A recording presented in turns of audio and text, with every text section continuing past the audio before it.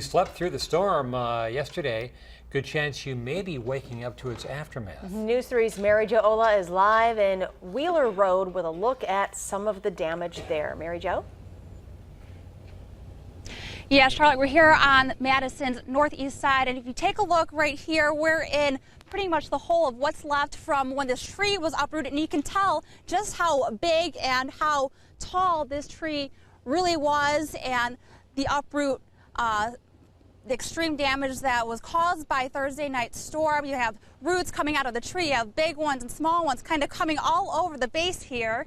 And then if we move over here near the street side, you can see some of the city trees that have already been cleared. We came across a few city workers that were here that said, you know, it's hard to believe, but the worst has been cleared as of last night. Workers were called at 8:30 and made it here around 9 p.m. They haven't stopped working since. So the city trees so far have been cleared, but if we move back to these trees over here, these are the private trees that have been uprooted and still have to be cleared at some point today. In this area alone, there's at least almost 2 dozen trees that have been moved or uprooted and have caused damage to buildings and cars in the area. Now, coming up at 6, we'll check back in with you and we'll share with you some of the reactions that we're getting from residents right here on the city's northeast side. Back to you.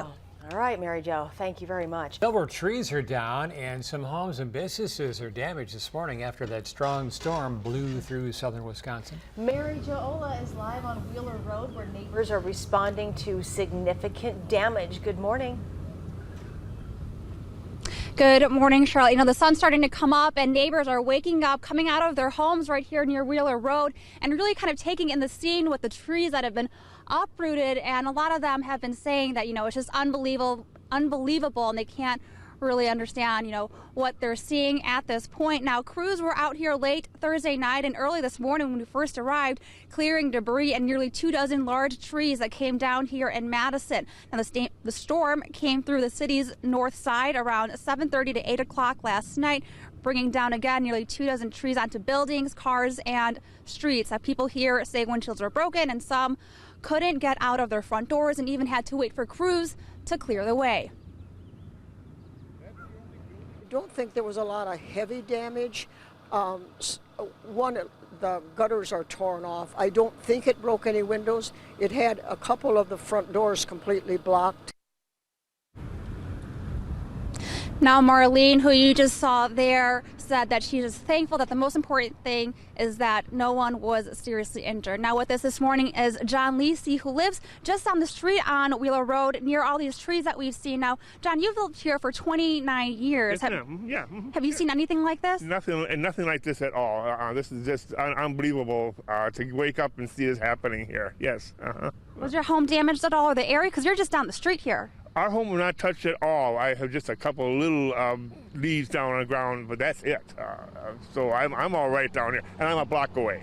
And I know you said your flagpole kind of snapped and fell down, but when you came down the street here, when we saw you, what was your thought when you saw all of this? Just kind of not shock. I'm not in shock anymore about what happens anymore, but just much different than these trees have been here for 40 years, and now all of a sudden they're, you know, gone.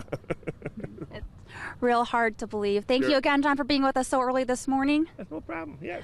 Okay. Now, Robin, Charlotte, I did check in with Wisconsin's emergency management system. They said they haven't had any calls for requests for service, but they'll be reassessing any county's need for that assistance. Back to you. All right, Jo, thank you very much. The weather reports of damage across southern Wisconsin have been coming into the newsroom since yesterday. Let's head back to Jo Ola, who is live on Wheeler Road with a look at the extent of Thursday's destruction.